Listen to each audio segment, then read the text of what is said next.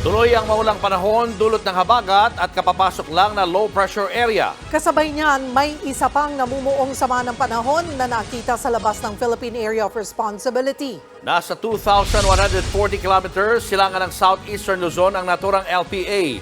Posible itong pumasok ng PAR sa Sabado o Linggo. Sa ngayon, mababa ang tsansa nitong maging ganap na bagyo.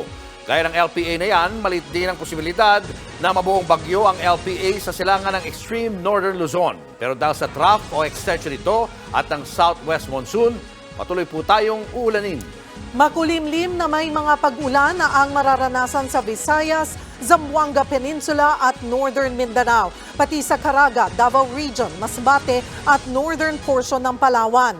Posible rin ang pag-ulan dito sa Metro Manila at natitirang bahagi ng bansa dulot naman ng LPA at localized thunderstorms.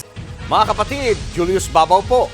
Huwag maging huli at maging una sa lahat ng balitaan. Para sa tuloy-tuloy na talakayan sa Frontline, mag-follow at mag-subscribe sa social media pages ng News 5.